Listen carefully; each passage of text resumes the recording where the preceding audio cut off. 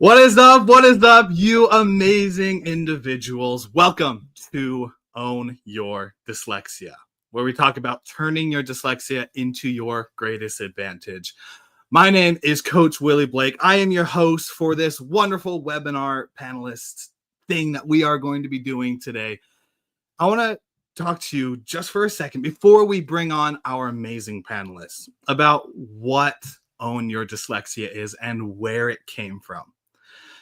I grew up with dyslexia from I was in first grade. I was first diagnosed. And if any of you in the US were growing up in first grade, for myself, we'd be walking to a classroom and one by one, they'd filter us in. And we'd go up to this table as a first grader and they'd have me read this paper. And I looked at it. And I don't know if any of you have done this before. You look at a paper where there's no pictures and you think, this is just like reading a novel. It was so many words and I stuttered and stumbled through it so many times to where finally I was at the end. I felt this big relief and they said, carry on your way.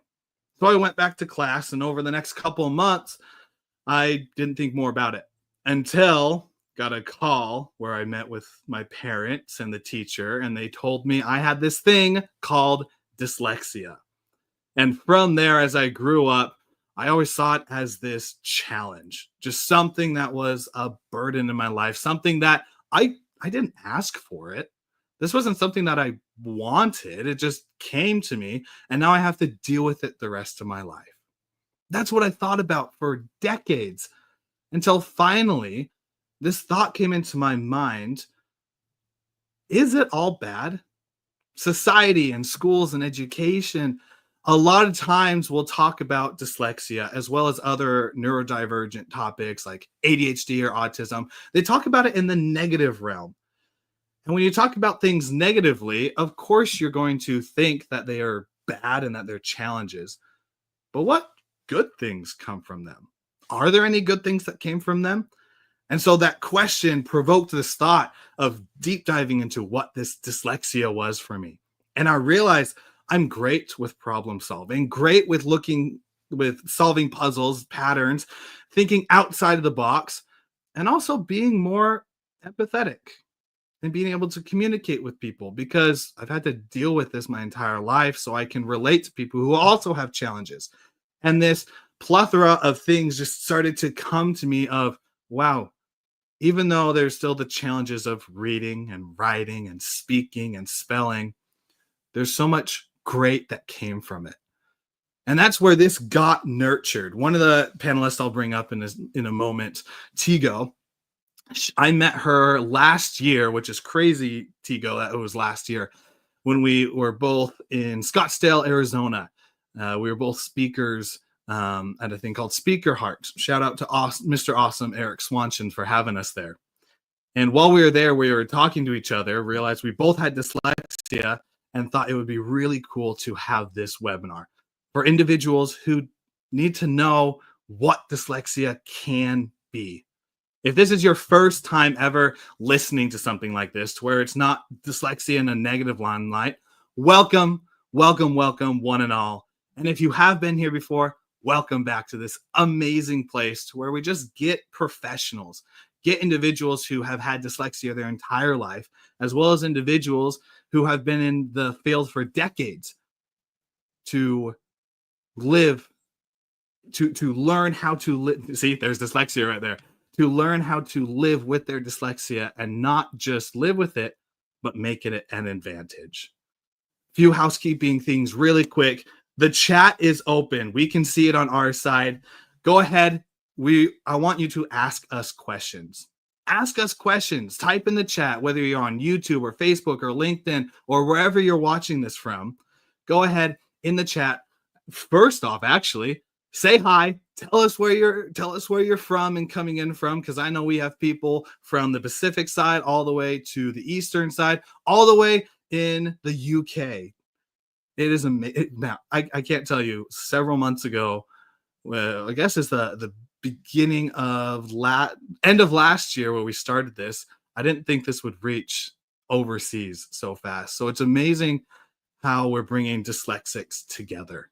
So one, tell us hi, tell us where you're from. And then two, drop questions in there, whether it's about your personal life, whether it's about careers and opportunities, self-development, maybe things about finances, maybe things just about relationships and marriage and parenting, and the questions that you've had with dyslexia where you're like, I don't know who to turn to. Let us share our experience with you and answering those questions for you. So drop those in the awesome chat. And without further ado, I'm going to bring on our panelists. First one I'm going to bring up is an individual who I already told you about, the wonderful, the amazing Tigo, who, again, we met in Scottsdale, Arizona last year. I was talking with my wife, Tigo, and I thought it was 2 years ago because it seemed that far away. But it was last year that we met with each other, and we had this idea, and we started off with it. Tigo, again, thank you for being on, and I'm so happy that you're here. Hey, thanks for having me. I'm glad that a quick conversation in the middle of, Speaker Hearts. Hey to everybody from the Speaker Heart family, and of course, the Mr. Awesome. Just, passing by as we're trying to fix a speaker, at Speaker Hearts. It's like, we should do something. And now this is number 3. I'm pretty excited about where we're going with this. Yeah, me too. And we're getting it just keeps getting bigger and bigger and more. And I love you. I don't know if you get to see it afterwards, but I get to see after it's on Facebook, LinkedIn, and YouTube, the post comments, and people are sharing some pretty incredible things between comments with it being like, thank you for sharing. But I think even the more impactful ones are the ones who share their stories and say, I've been struggling with this my entire life, just got diagnosed recently. And it's like, thank you for being a resource for adults. And I'm like, of course. I wish I had this growing Absolutely. up. And so I'm glad that we get to share this experience with people. Yeah, I had a couple people reach out to me after the last one, and they said, I think I'm dyslexic. They had never really even thought about it. And they were like watching what we were doing, and they said, I think I might be dyslexic. And it's like, if that can help you get that fog, that unsure, that, does everybody else see it this way, feeling out the way? Yeah, let's go, let's go. Let's go. Let's go. Now, I'm going to also bring up our second panelist who I got to meet when was it when we met? We met in a Facebook group. That's where it was. A Facebook group that's called Adult Dyslexic Support Group, which by its name is super interesting. But we met there and connected, and we jumped on a phone call, and I absolutely love this individual. She is a firehouse. She's over in the UK doing things with not only dyslexia, but helping with organization and everything. And I don't want to steal her thunder with telling us more about her, but I want to bring to stage Nicola. Nicola, thank you so much for being here today. Thank you so much for inviting me. Oh, you are so welcome. To start off, I want everyone to hear about our stories with our dyslexia, about when we were diagnosed, because I know we were all diagnosed differently, when we were diagnosed and how that led to the career that we are doing today. Nicola, I would actually love to start with you in hearing your story. Yeah, no worries at all. So I was diagnosed later in life, about 3 years ago now, so not too long. I just thought I was thick. I struggled at school. I struggled learning to read. I did learn to read through hard graft. Um, I just went through school thinking it doesn't matter how hard I try, I never get where I want to be. Sometimes I'll be like, I'm going to really, really try, work really, really hard, and then you get that D or C minus, and it's just like, oh, I can't, I couldn't handle the rejection. That's what I've kind of like learned going forward. So rather than keep handling those rejections, I just didn't bother anymore. I was just like, no, I'm not going to do that. So kind of got into music a little bit, learned the piano, learned the guitar, and kind of put myself into other things, but academic wise I just gave up. But all my friends were all very academic, so when they went off to university, I went with them, but I didn't go to uni. I just lived with them and did like the uni lifestyle, because they were like my people. So I was kind of like having fun and just, enjoying life. And then, probably enjoying life a little bit too much, ended up finding out I was pregnant, and had this beautiful, beautiful daughter. And my first thing was in my head was, I'm going to teach this child to read. I'm going to teach this child all the sounds of the alphabet, everything about the alphabet, everything about reading and books, because if she can not find reading a challenge, maybe her whole education might be different. And that was kind of the start of my education, really, kind of teaching her, not letting her know that I'd struggled when I was younger. I ended up then working in a school, and then I used to end up like reading to children. And then I realized that actually I could read out loud when I was reading to children, because I could slow it down and put those pauses in.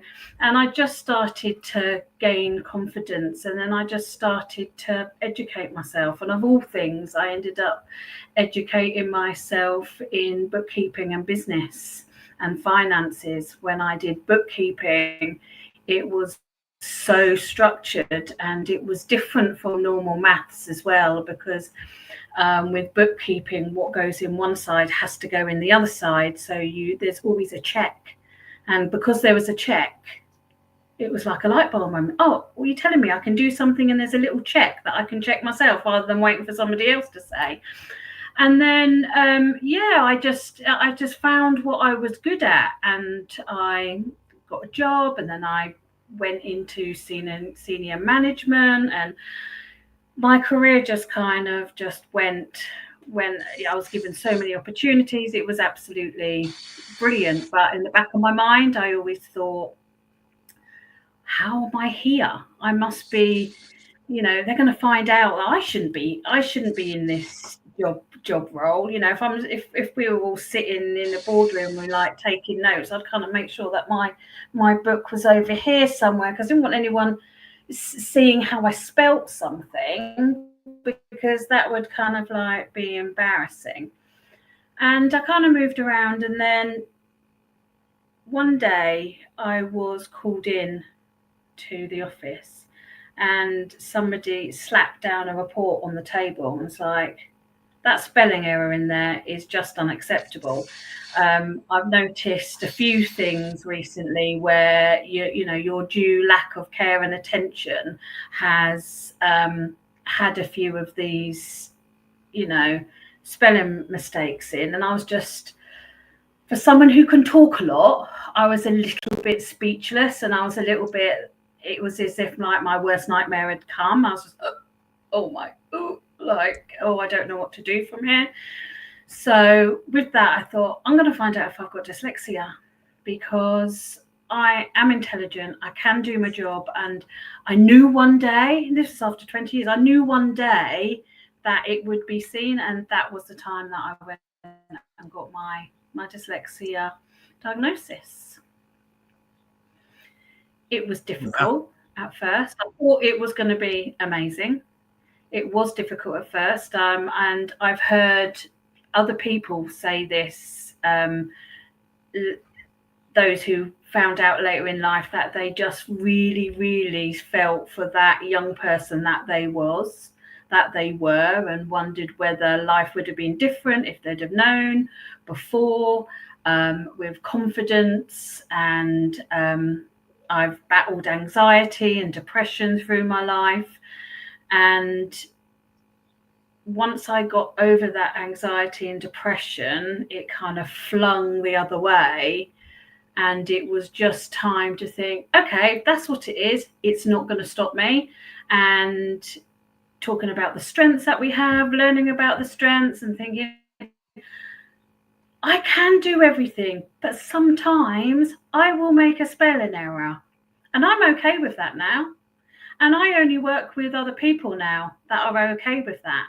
And that's just kind of giving me goosebumps already, just like thinking of it. Yes, I am careful. Yes, obviously, there's times that you're going to ask somebody to read something because if something's kind of like law abiding or something, but there's always ways around things. And I just want to support other people. I just want other people to feel empowered and not let the dyslexia stop them and follow their dreams. And it's not about intelligence, and it brings a lot of good. And so that's kind of me, really.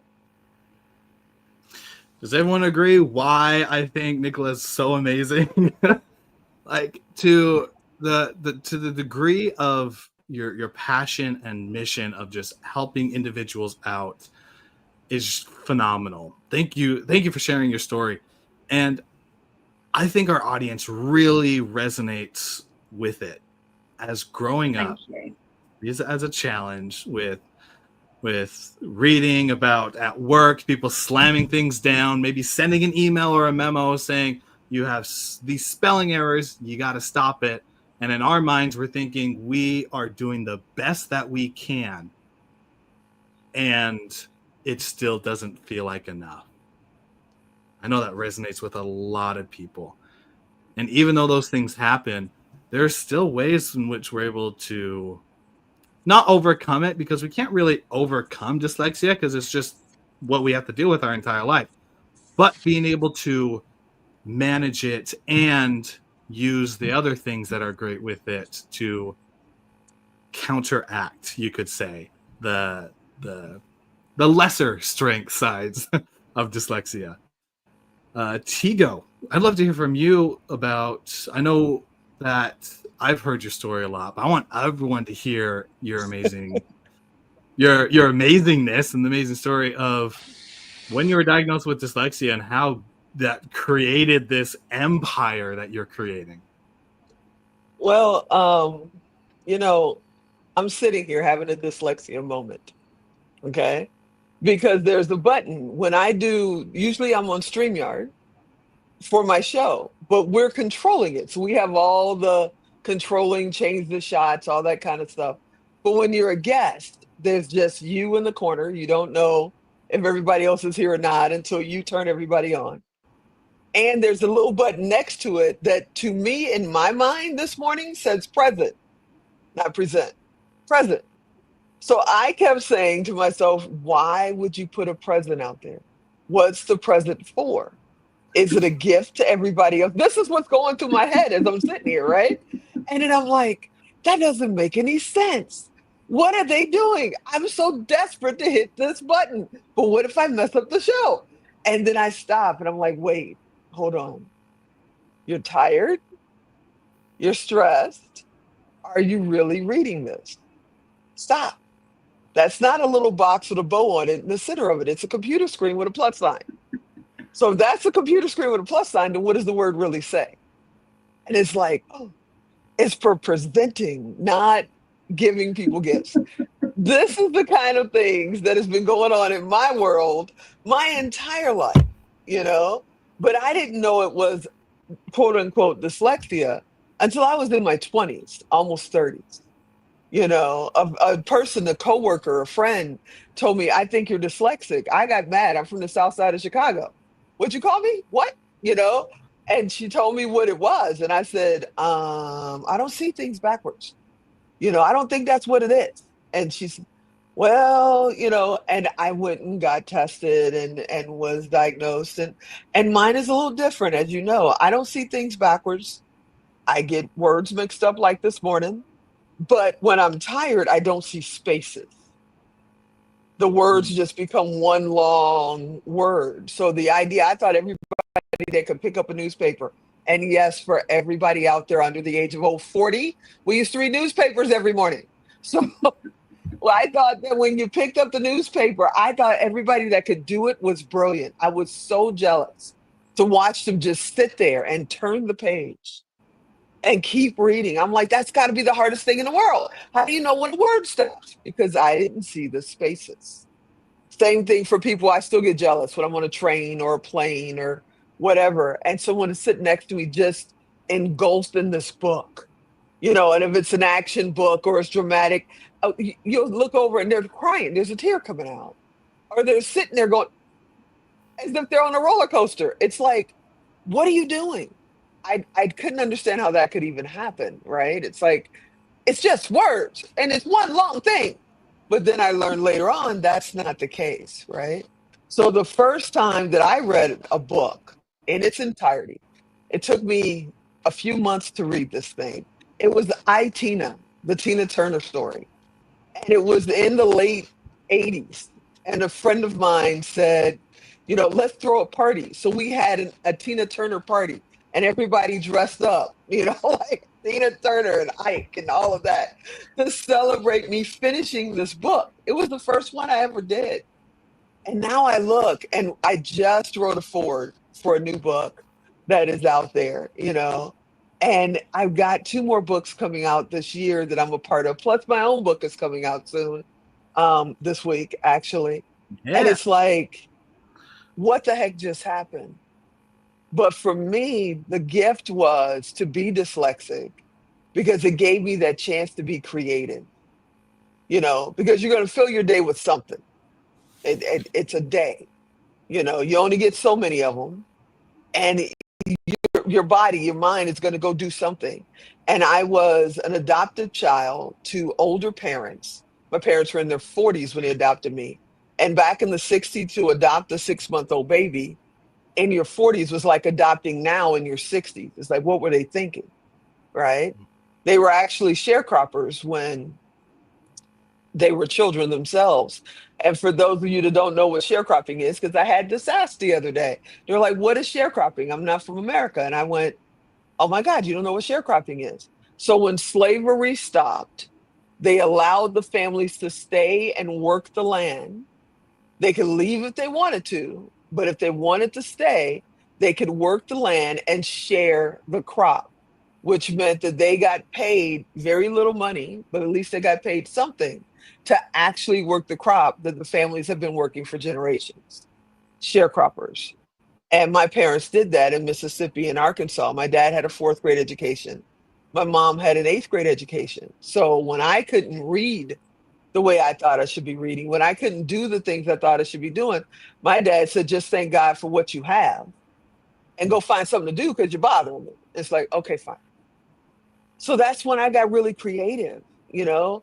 I was 10 years old with my kiddie pool and a whole lot of sand in my bedroom, figuring out how to build pyramids, you know, because I'm also got a genius IQ, dyslexic with a genius IQ. You want to think about the battle that goes on in here every day?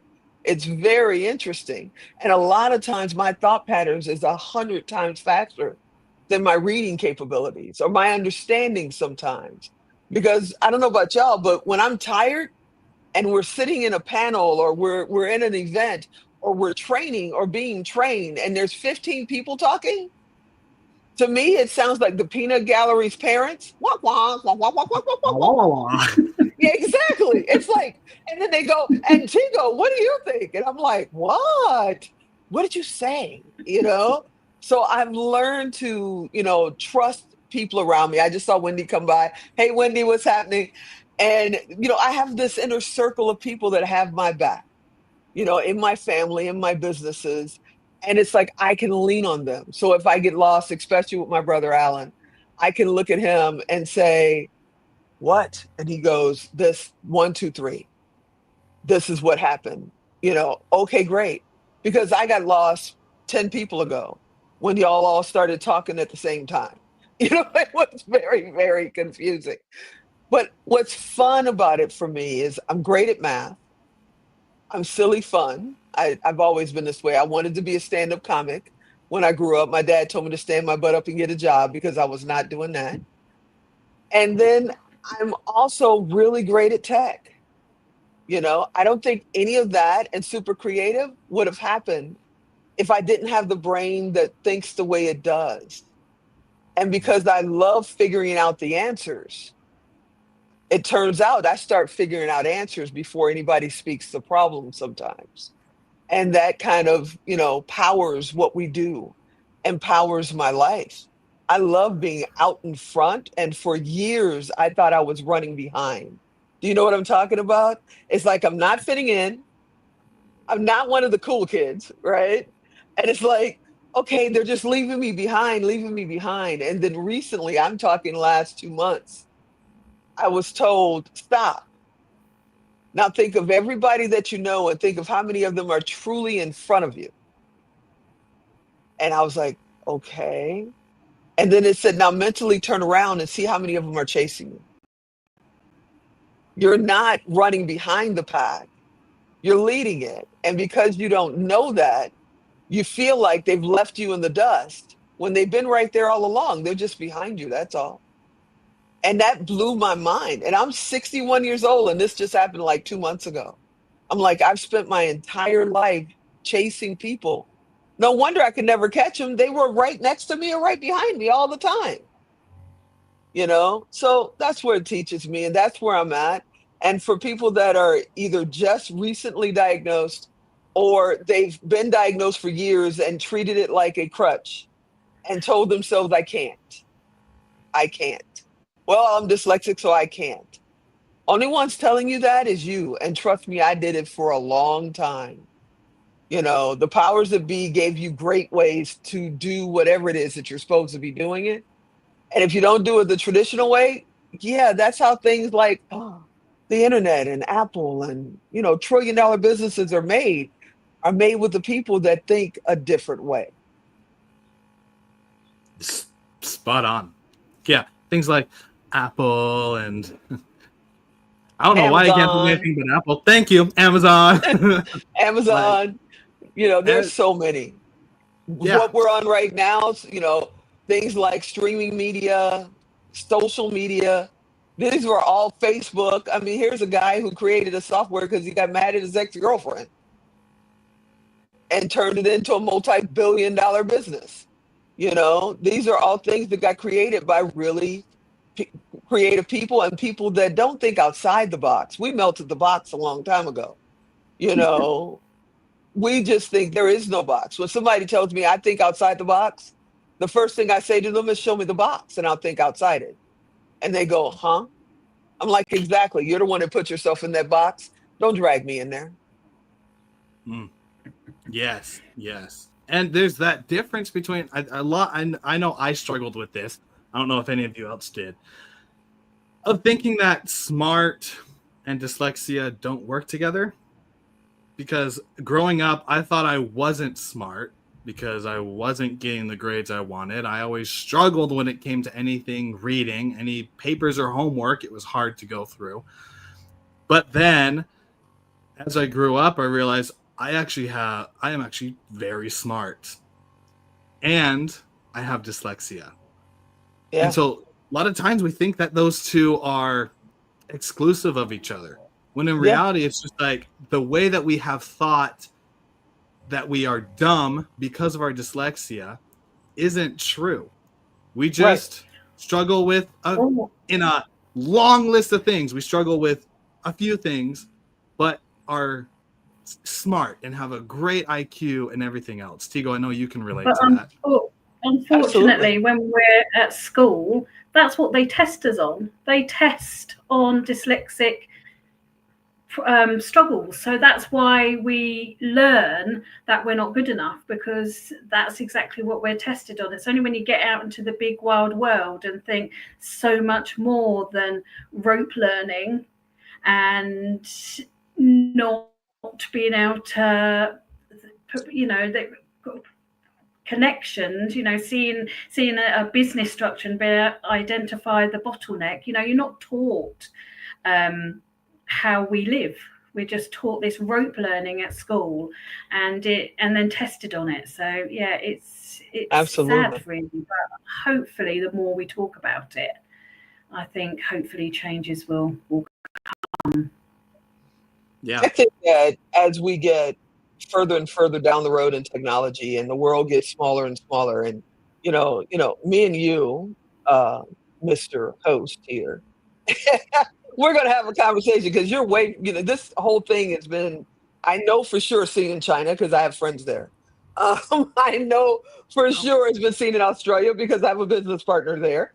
So it's like you're seeing this is being seen globally, and it's because of the way technology is. But the other side of that is I took a test again to test my IQ not too long ago because the guest on my show told me you can't have a genius IQ and dyslexia. Those two things don't go together. So, you're either wrong on one side or wrong on the other. And I went, why do I have to? Never mind. Let's just go through this so we can see what happens. Right. And it's because if I'm going to tell everybody out there, if you don't take anything else from me in today, realize that the norm of all the testings that are out there, all the statuses, the norm is about that much of the percentage. Not many people fall in the norm for anything. Average height, the BMI. If you were normal in the BMI, you'd literally be supermodel size because anything bigger than that, you're considered, abnormal. You're overweight. You're whatever. There's all kinds of tests and stuff that are just shooting straight down, and I won't even say the middle. They're leaning towards like the lower 3% and calling that the norm. And the people that are making the difference never fit there. And some of them broke through because they were so mad they had no choice. They were like, oh no, I'll show you. I was that person for a while. And then some of them broke through or breaking through because they never wanted to fit in there. It's like, what are you kidding me? I don't want to be in there. And I've had the blessing of having some amazing mentors around me and friends and family. Anne is one of my business partners. We've been friends now since 97. She's been business partner with us since 98. Taking this journey with me. Yeah, but she's always had my back. And it's like, you got to have the right people around you. You got to be open to, stop forcing your way in and just realize you already are in, which is the amazing thing. And the people that don't get it weren't meant to be with you in the first place. They just weren't. If they're looking for you to be part of the norm, why? That's so boring. What you want to do that for? Just my opinion. I'm with you. I used to want to fit in, but then I realized I didn't want the stuff that the people who fit in had. So why am I trying to fit in to get those things? I want the things that are outside of that. I want the outside of the box rewards, not the inside of the box rewards. I know that Wendy, thank you for joining us. She says, this is great information. Thank you for sharing your powerful story. She also says that I love how you figured out how to move through life with your dyslexia and not fight it. Agreed. It's empowering to hear these stories. Then we also have Anne joining us. Anne, thanks for joining us. The brain of a visionary. She is always ahead of the curve. Yes. And Tigo, I think that came when you were talking. Absolutely a visionary. As we are talking about how we think, a question came up that I know one of the people who asked me beforehand, and I'd love to ask it to both of you, which is, how do I stop comparing myself to people who learn faster or easier? You two think? I think, I'll go first this time. So, why should we compare? We've got dyslexia. We know that there is certain things that might take us a little bit longer, whether it's processing or reading, something like that. But if it takes, I'm finding it difficult now to think about that. But comparing myself, I don't anymore. I don't compare myself anymore. I used to, and that held me back. There's no point in me comparing my dyslexia struggles. Let's compare my dyslexia advantages. Let's balance the scales, because that will then help us appreciate what we can do. I work with a lot of charities, and I come across people a lot of time who do not have emotional intelligence. And I have had to learn that actually it's not their fault that they are judgmental or that they don't understand. They're just lacking in an intelligence, a different sort of intelligence. We need to educate them. So I kind of twist things round a little bit, and it depends what we're learning. If it's like academic, if it's like knowing times tables just like that, or if it's being able to read an unfamiliar word that we haven't come across before, instantly, not as quick as somebody else, then so be it. We're far more than that, and we can give far more than that, whether you're a genius like you, or more of an average intelligence like me, or even if you are a lower intelligence, you will have your strengths, and you've got to find your strengths, and then you then compare if you want to, just to balance the scales. I love that. Yeah, Chico, me what do you too. have to say? I'm gonna go a little sad and a little different direction in a minute. See, words.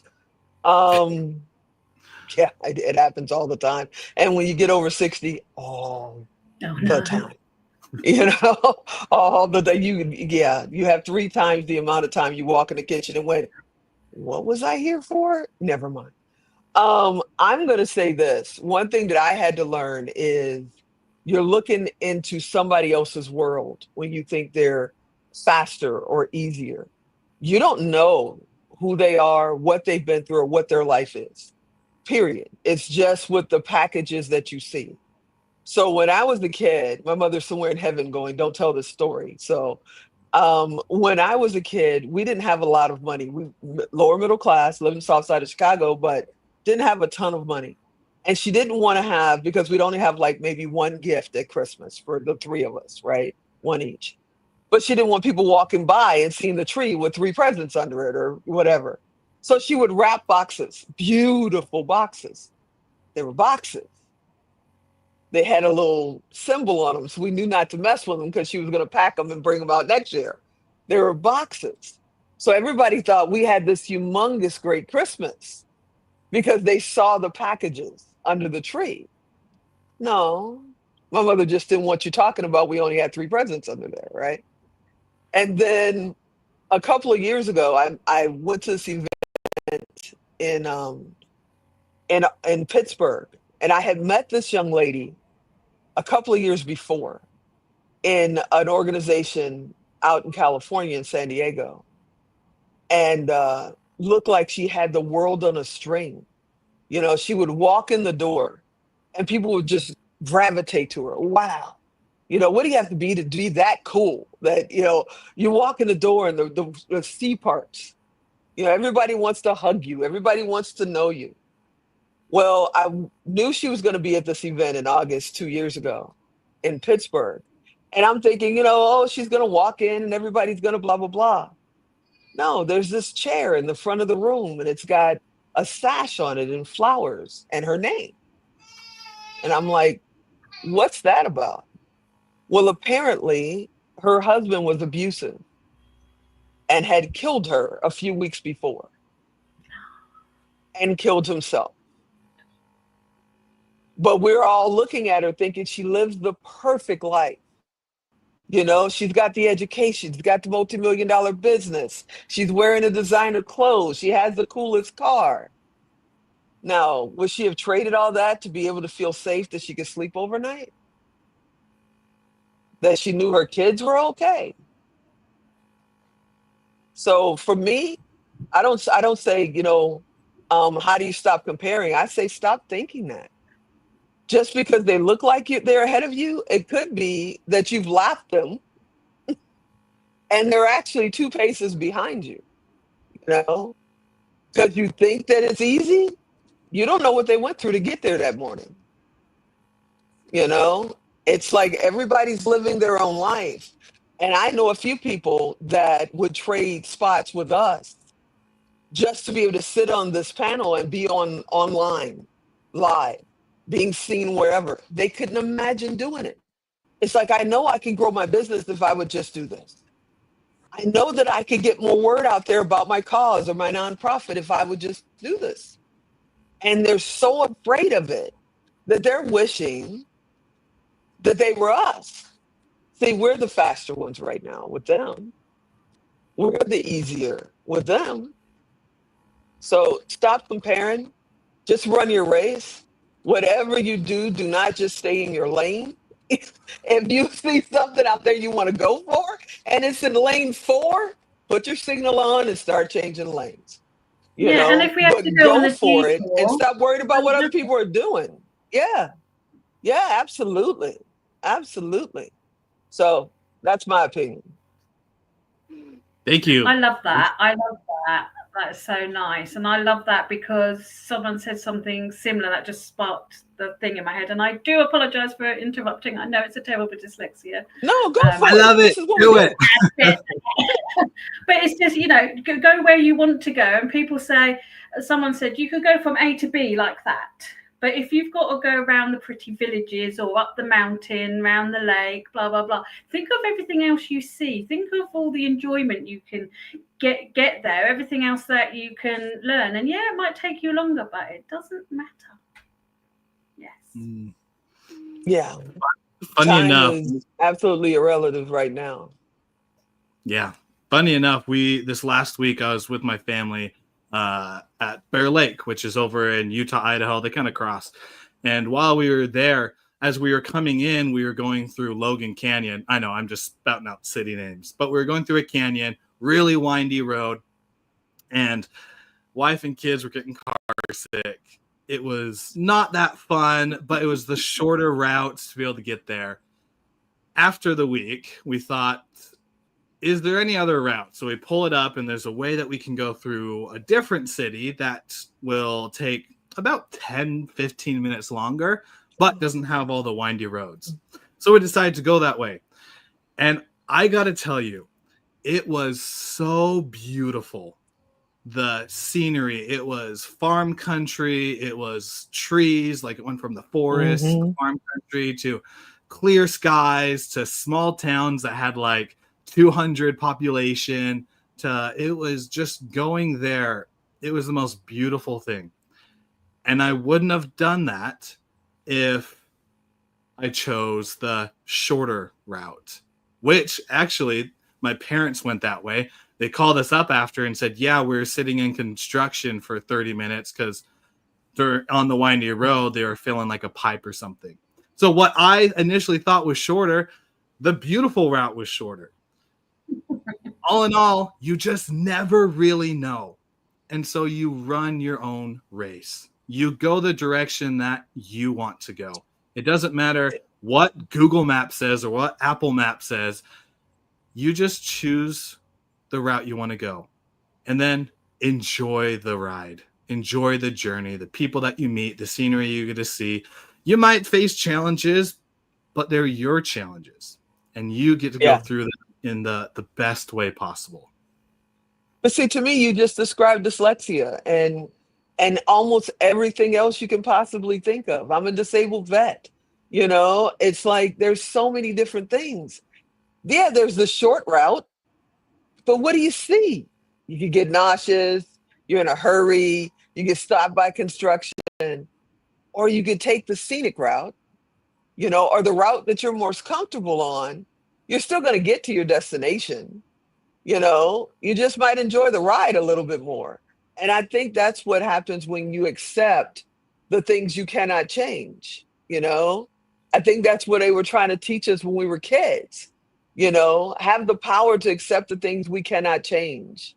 And if you can accept that, then the journey is not a stress anymore. It's just a chance for you to see the green and go up the mountain, check out the foliage and all of that, because you're still going to get there. The problem is the people that don't even take the journey, that say, I can't because I'm this, I can't because of that, I can't. That's the problem. That's to me, that's my opinion. It's like when you don't allow yourself to, you got so many days on this planet. Period. If you spend 90% of them sitting in your living room telling yourself what you cannot do, then you're cheating yourself out of the journey, and you're really cheating yourself out of getting to those destinations you were put on this planet to get here for. That's another one of my opinions. There's people in, I can't remember if it was a study, but something came out, I think it was an article that said there are so many people in New York City who live 5 blocks away from seeing the Statue of Liberty and don't even see it in their lifetime. Yep. There are people here in Las Vegas that I know that talk about Las Vegas, the Strip, like it's a whole nother city, and they're 10-minute drive, at best, 10-minute drive, and they've never been there. And they question why you go down there. You go down there? Why? I'm like, because people come from all over the world to see it, and it's basically in my backyard. Why wouldn't you go? They don't go. It's absolutely amazing. They do not go. Yeah. But that's what this all comes down to, right? It's about enjoying it. Like people who are listening right now, you are listening or watching, and you're here hopefully enjoying what you're listening and watching to. But it's about being present and choosing your own choices. You can choose to be here. You can choose to be going out and mowing your lawn. You can go shopping or hang out with friends or whatever it may be. But we get the choice to choose what we get to do in our life. And the choices that we make are the ones that make the journey worth it. And I will say this as a warning to those people who, like Tigo said, do not make a decision. Not making a decision is making a decision. Absolutely. And in my experience, it's the worst decision you can make, which is the non-decision. Absolutely. There's another question that popped up that goes well with this. It's, what is a moment where you failed with your dyslexia, and what did you do next? And if I may, I'd love to share a story. Absolutely.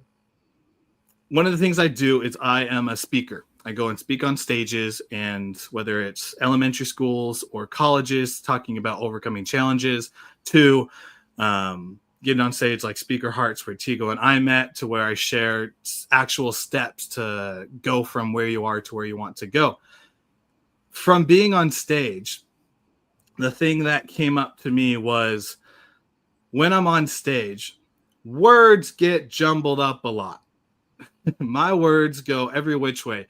And whenever there's that brain pause, it is the hardest thing, especially in my early speaking journey, to get back on track, because I just forget where I'm at. I just forget the thing, and I'm staring at everybody, and it's been 5 seconds, 10 seconds, 20 seconds, right? And I'm thinking, I need to say something in order to get back.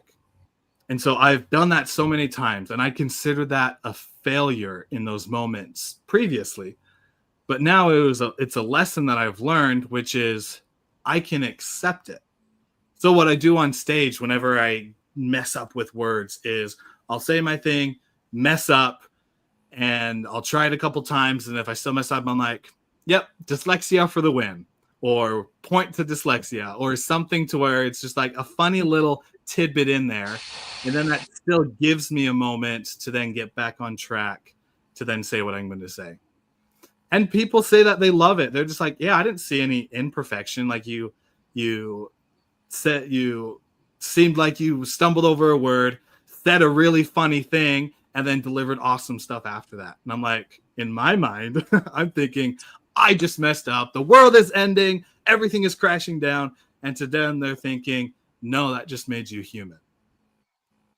I'm like, wow, that is powerful. And so that's moments where I failed before. I don't like to use the word failure. That it's more just either you have a success or you learn something. But that's what I do next. I just accept it. I accept that that's just a part of me. That's going to happen. And because I'm a funny dude, at least I think I'm funny, I love doing a little crack in there to then continue what I do. I'd love to hear, Tigo, Nicola, from you. Is there a moment that comes to mind where you failed with your dyslexia, and what did you do next? Go for it. Am I going again? I went first last Yeah. time. Okay. So, yeah. And it was, the story I'm going to tell was tough, really tough. But that old resilience is there. So I failed because I thought that if I explained that I do things slightly differently, they would understand and accept me for my dyslexia. But they just didn't. It was just no. There was terrible comments made about the way I did things. They didn't like the fact that maybe they can do something in 20 minutes, but because I have another little process in place that might take me 25 minutes, they didn't like it. So this was a non-dyslexic client that I was working with, and we had to part ways. And that was after me giving this company a lot of support for a long time, and it was only when they discovered that I did things differently that they decided that they didn't like it. So that was my failure, because I actually believed that they would understand, and they didn't. So they're just not my people, are they? They're not the people that I need in my world.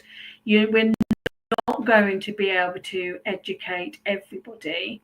And if people are listening to this and have had those experiences and still those knockbacks after we've left school, in the workplace, friendships, workplace, business, colleagues, wherever it is, we've just got to keep getting up, doing what we're really, really good at, and stepping up, because that's how we will inspire other people, and that's how we'll keep taking each step forward. And that's not a negative on us. We may have failed in the mission that we were hoping to achieve, but it will build the resilience anyway.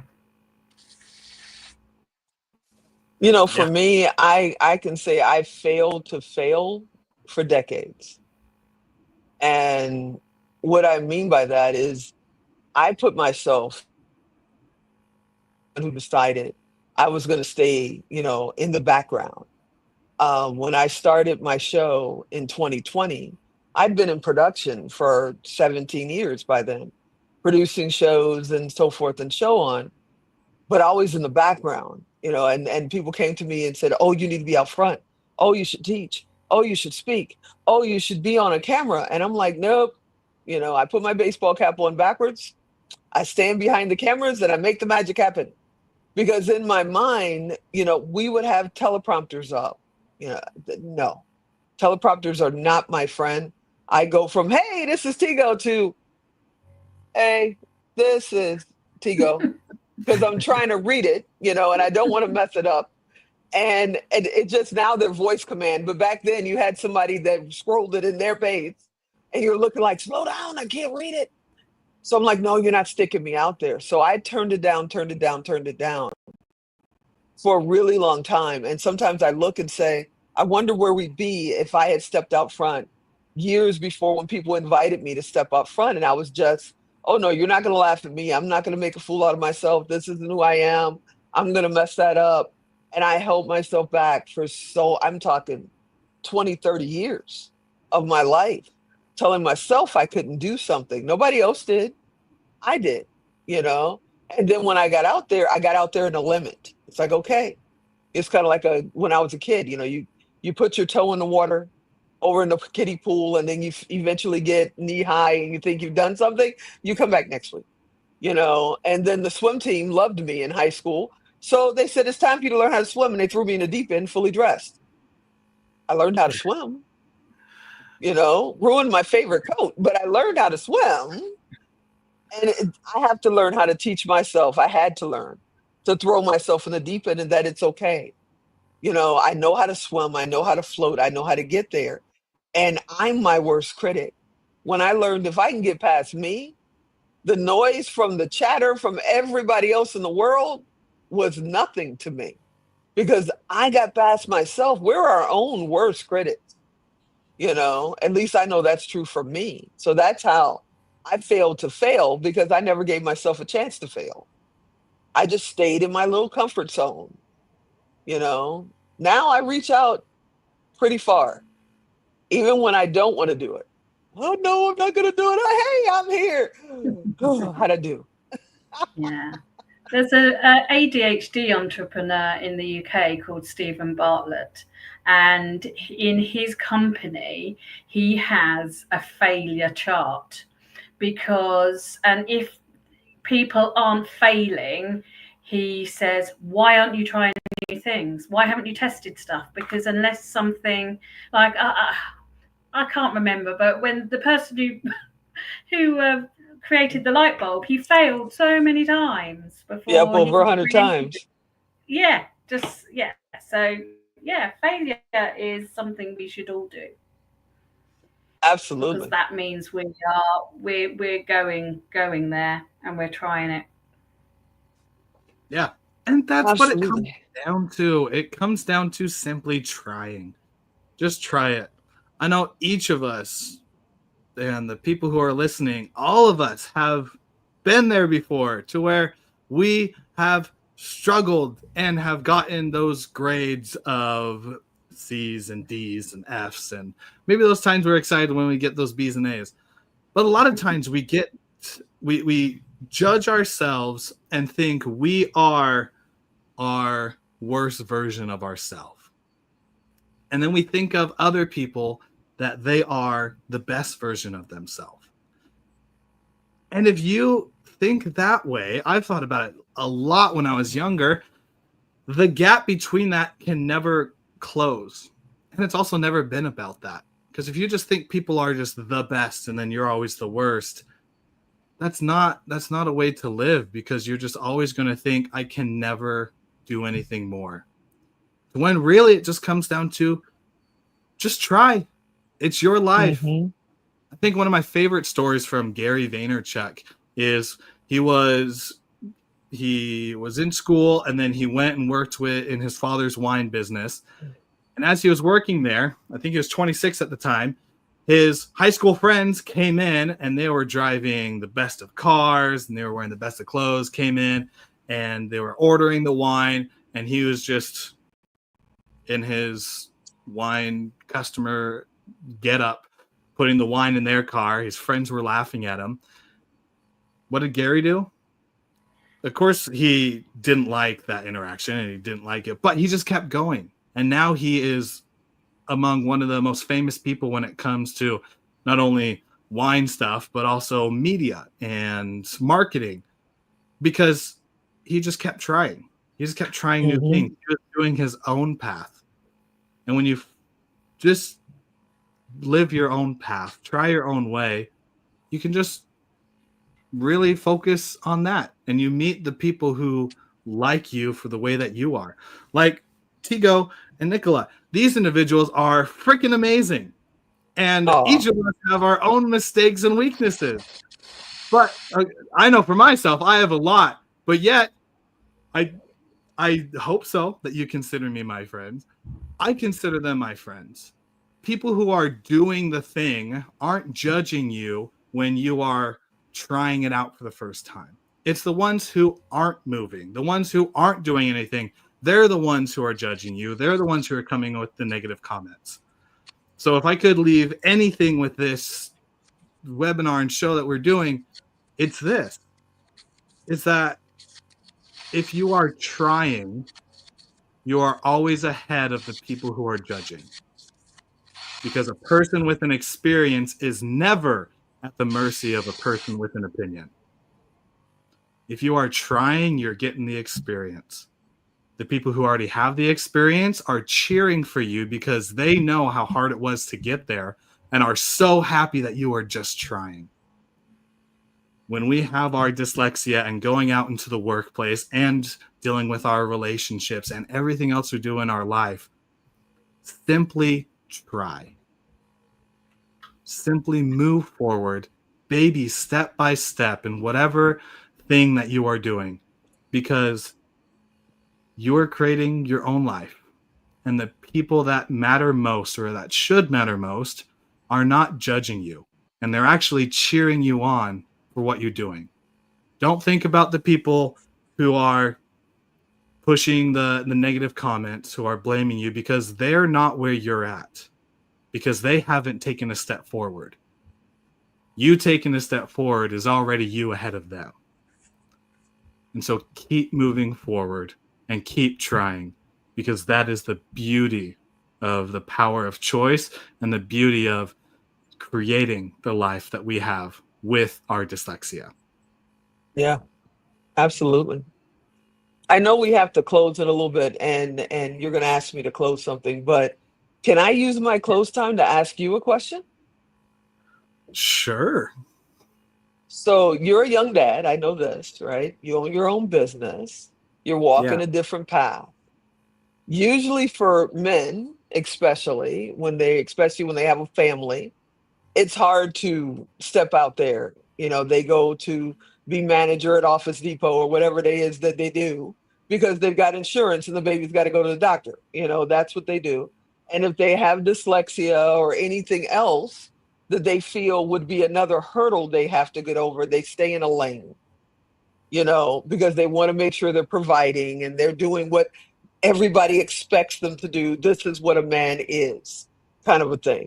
You know, I want to tell you, I'm super proud of you. I was proud of you when I met you, and you know that. What people don't realize is that at Speaker Hearts, you closed Speaker Hearts, and it was a very long, wonderful day, but a long day. And we were running long, and the people in the room were like, okay, can we go home now? But we're here, but we love you. And you went up there on that stage and woke them up like we had just opened again. And I was proud of you then. So, what do you tell other men that are afraid to jump out of their comfort zone because they're dyslexic or because they're just afraid of what could happen on the other side of that gate, the other side? They're always looking over it going, ooh, I wonder what's over there. What do you tell them when they stop themselves and they use life as an excuse for not going for their dreams? Wow, what a powerful question. Okay, I'm going to use I'm going to use a trick that I do, which is not think and just say, because because a lot of times I overthink. So I'm just going to go with what Yeah, me comes too. first.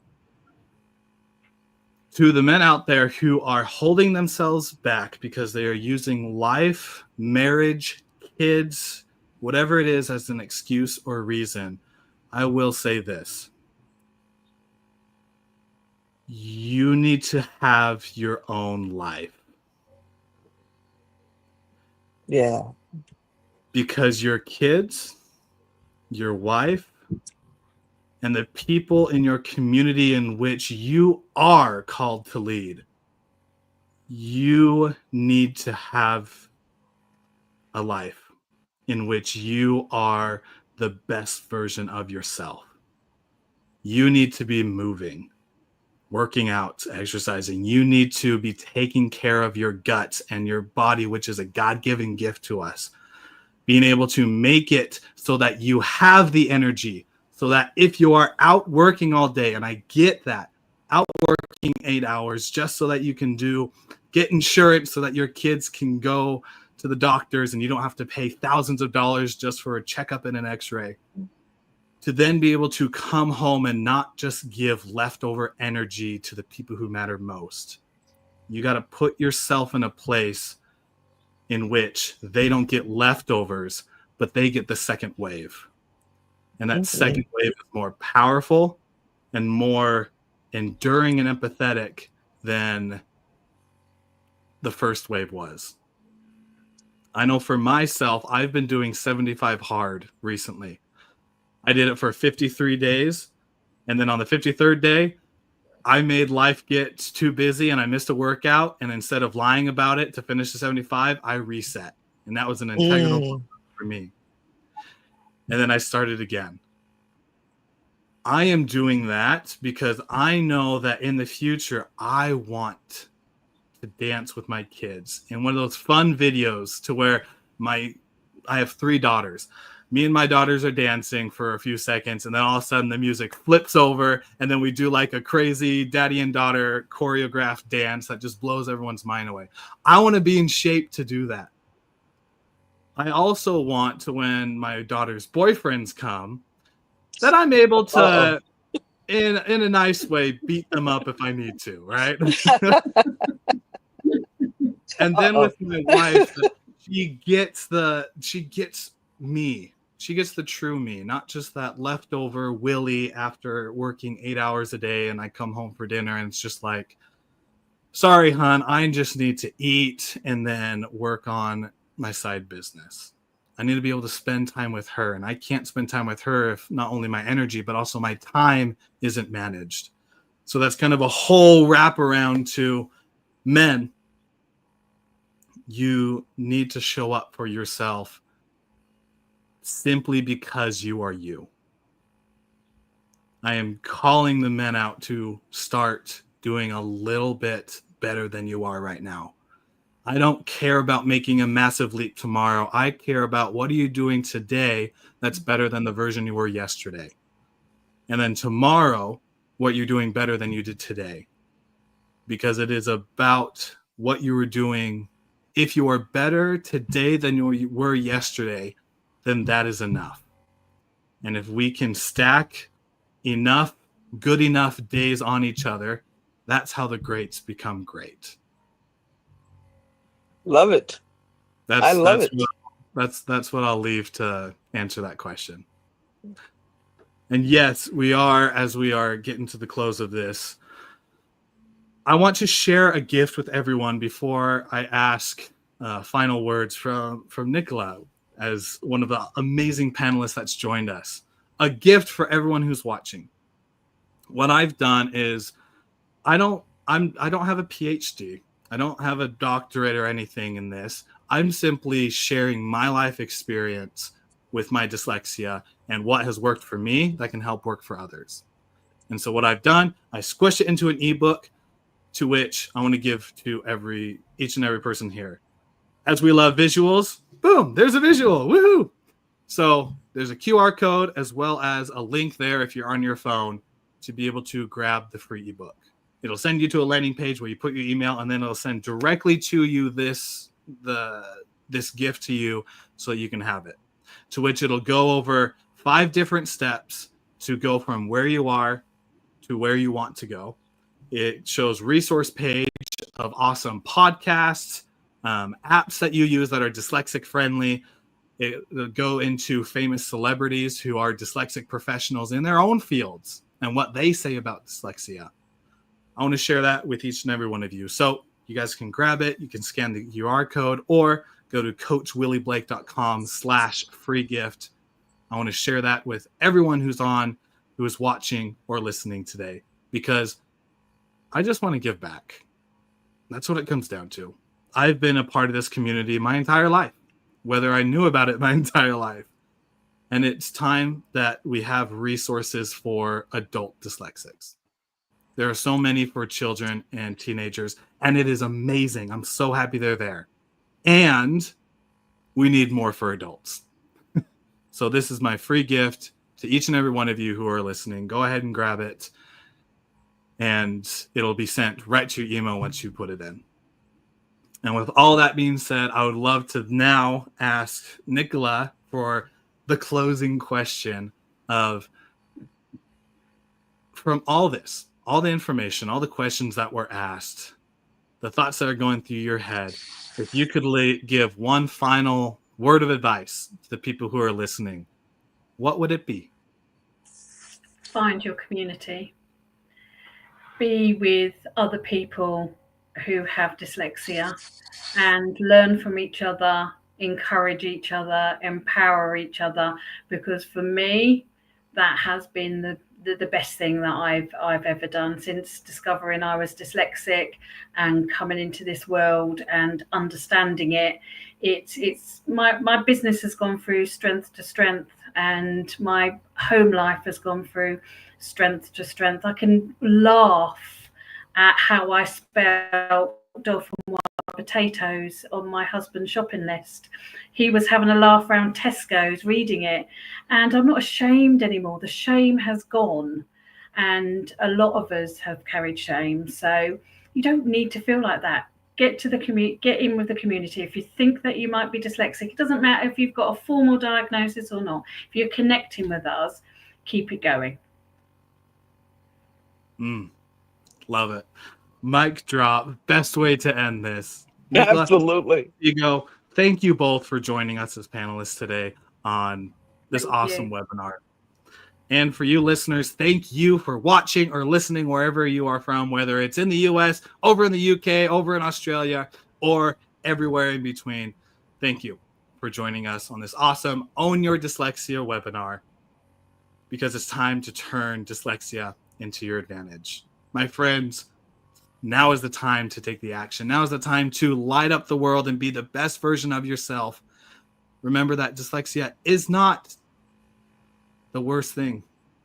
It is something that actually is a part of you that is amazing. And as you learn from experts like Tigo and Nicola, experts from past panelists and future panelists, and everybody who's talking about the good things with dyslexia, you will realize that amongst the few challenges is a great list of amazing superpowers that you have been given because of this thing we call dyslexia.